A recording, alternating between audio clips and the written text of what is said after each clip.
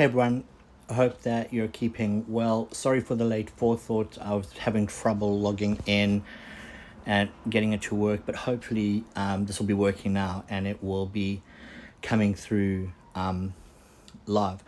One of the things I become really conscious of when I think about lockdown and kind of things that have gone on lockdown is how I've seen some new really good habits emerge out of lockdown, but also how I've begun to notice that I've gotten into a couple of bad habits that lockdown has allowed to be permitted. And it's really easy or kind of surprising how quickly we end up in bad habits. And oftentimes, a lot of good advice would say, well, if you've got some bad habits that have emerged, the best thing to do is deal with them one at a time and try to correct those bad habits. And I was thinking about this and looking into it because I think it is solid and good advice. But there's something that I began to notice is a lot of times our habits are interlinked. So if you do something here, it will influence the habit you do here. If you want to get better at your finances, it may also help you to change a habit of how you're purchasing things or decluttering the environments you're in. And by changing a habit in your decluttering, it'll also help you change a bad habit you may have within your finances. And that began to get me to think, what happens if we took all of our bad habits, put them together and decided, I'm going to see if I can break them all at the same time. A kind of go all in, go big, or go home. And I suppose all of that generates around this idea of us living and becoming more serious about living a purposeful life. Because our habits are interconnected, a lot of times, even though we may deal with one bad habit in isolation over here, because we haven't dealt with another habit or something else we're doing that's a bad habit, it means that that habit keeps re-emerging back into our lives. And yet living a life of purpose and with the intentionality so that we can begin to live the kind of lives that God is asking us to live means we need to deal with all of the habits that we have. And so that kind of got me beginning to think around, well, how could we approach that? What are some of the things that we could do to really help us begin to deal with some of those really bad habits? And I wanted to just give you 3 practical things that I think you could be doing this week that will help you begin to process some of the bad habits that may have emerged during lockdown and how you can go around dealing with them in one go. And here's the first one. Is you need to identify the habits. It's impossible to change what you don't know. Oftentimes we set out to break bad habits, but we don't actually know what habits we're trying to break. And so by us beginning to just do an audit or thinking through our lives and beginning to identify some of the bad habits we've got, helps us also to know some of those things that we need to begin to do.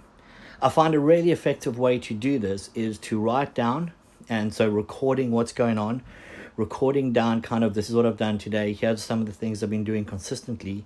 And that reflection, when I look back on it and prayerfully begin to go, God, just show me some of those bad habits that I need to begin to change, begins to be revealed by doing that. And so beginning to become clear on the bad habits we have helps us to also know these are some bad habits that I need to begin to break. Once you've identified them, what you have to then do, secondly, is you yourself have to actually decide to quit. I can't make you quit the bad habits you're doing in the same way as you can't make me quit the bad habits that I'm doing. And we could have conversation and influence each other, but actually you have to come to your own decision to go, I'm going to choose to quit the bad habits that I'm busy doing. If you don't choose to stop them, you will keep replicating them and doing them. And oftentimes, I think we try to emulate people around us. We look at them and we think, well, maybe if I just follow them or mirror them or just do what they're doing, everything's going to work out okay. And in reality, that isn't what works out. And a lot of times, I think it comes down to the fact that we haven't made a personal decision for ourselves to quit some of those bad habits that we're doing. One of the scariest prayers I think people can pray is, God, show me the habits that I have that you don't want me to have. And then the second scariest prayer to follow that up is, God, convict me so that I want to do something about changing them. And I honestly believe God will come and convict you to move you. And here's number 3. So you've identified the habits, you know what it is that you need to be changing, those bad habits, and you've decided now I'm going to go all in and change them. Number 3, put a plan into action. Look at each habit that you need to change and begin to put an active plan in place that you could do tomorrow. Not a kind of big, unachievable step, but something small and practical. You may have gotten into a bad habit of online spending. And you may look and go, one of the small practical steps that I can put in place right now is I'm going to ask somebody who's close to me, it could be a spouse or it could be a close friend, to change all of my access passwords to my Amazon accounts and things like that. So every time I want to buy something, I need to contact them and ask them to purchase it for me. That's a really practical small step that can have a massive impact as you keep building on it and keep building on it and keep building on it. You may be going, I've gotten into some bad habits with my fitness and I'm not doing any fitness and I know what that's like.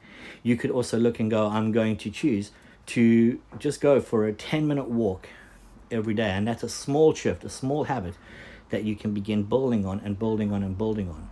Once you've identified those habits that you know you need to change, those bad habits, and once you've decided that you need to change them, putting in a small plan for each of those habits and beginning to exercise and do those plans begins to mean that you can begin to get out of the rut of some of the bad habits that you've got in. A lot of us are hoping that things will go back to normal, and I don't think that they will. I think coming out of the season, things won't go back to normal. But I think right now you can make an active choice to decide whether or not things are going to come out when all of this lockdown is over as a time when you go, wow, I've really seen some amazing shifts happen in my life to get to begin to live the life that God has for me. Or whether or not you're going to come out and go, wow, I wish I didn't waste all of that time. My hope and prayer for you is that you're deciding to break some of those bad habits and begin to replace them with some really good habits in your life. So at the end of all of this craziness, you can look back and go, that has been a really productive time in my own well-being, my own development, and in God just building me into the person who He wants me to be. I hope you have a great rest of your day. Please check out sunnyhill.church to find out everything's going on. We look forward to seeing you on Sunday at our online campuses. So please come and join us online. Outside of that, we hope you have a